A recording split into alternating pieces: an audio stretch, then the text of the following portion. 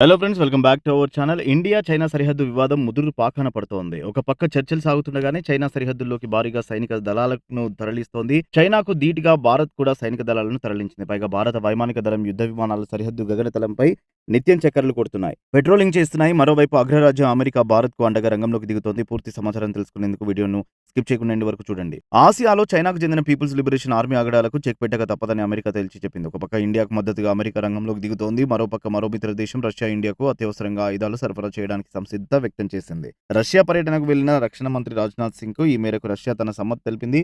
S-400 క్షిపణులతో పాటు Russia ఆయుధాలకు విడిభాగాలు, మందుగుండు తక్షణం సరఫరా చేయవలసిందిగా రాజ్నాథ్ సింగ్ రష్యాను కోరారు. అత్యవసరంగా క్షిపణులు, మందుగుండు, అసాల్ట్ రైఫిళ్లు సరఫరా చేయవలసిందిగా మిత్రదేశం రష్యాను ఇండియా కోరింది. ఎమర్జెన్సీ పర్చేస్ రూట్ విధానంలో ఇందుకు వీలు కలిగించాలని కోరింది. రష్యా డిప్యూటీ ప్రధాని యూరీ బోరిసావ్ ను కలిసి రక్షణ మంత్రి రాజ్నాథ్ సింగ్ అభ్యర్థన చేశారు. రాజ్నాథ్ సింగ్ 3 రోజుల రష్యా పర్యటనకు వెళ్లిన ఈ విషయం తెలిసిందే. రష్యా రక్షణ శాఖ, మిలిటరీకి చెందిన సీనియర్ అధికారులు కూడా ఆయన వెంట రష్యా వెళ్లారు.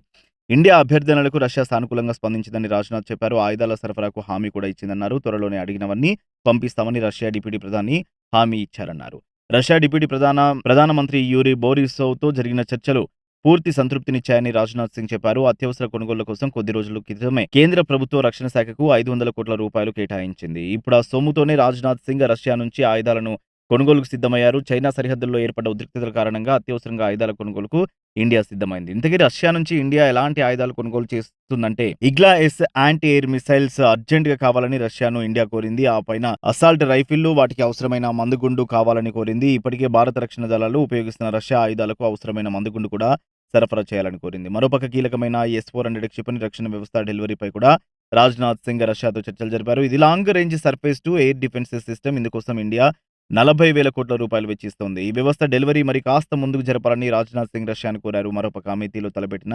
AK-203 రైఫిళ్ల తయారీ ఫ్యాక్టరీపై కూడా ఇరు దేశాలు చర్చలు జరిపాయి. అన్ని సక్రమంగా జరిగితే ఈ ఏడాది అక్టోబర్లో ఈ ప్రాజెక్టును ప్రధాని మోదీ, రష్యా అధ్యక్షుడు వ్లాదిమిర్ పుతిన్ కలిసి శంకుస్థాపన చేయాలని నిర్ణయించారు. రష్యా, ఇండియాకు చెందిన ఆర్డినెన్స్ ను ఫ్యాక్టరీ బోర్డు కలిసి సంయుక్తంగా దీన్ని చేపట్టాయి. కాకపోతే ధర నిర్ణయంపై తేడాలొచ్చి ఈ ఏడాది పాటు ఈ ప్రాజెక్టు ఆలస్యమైంది.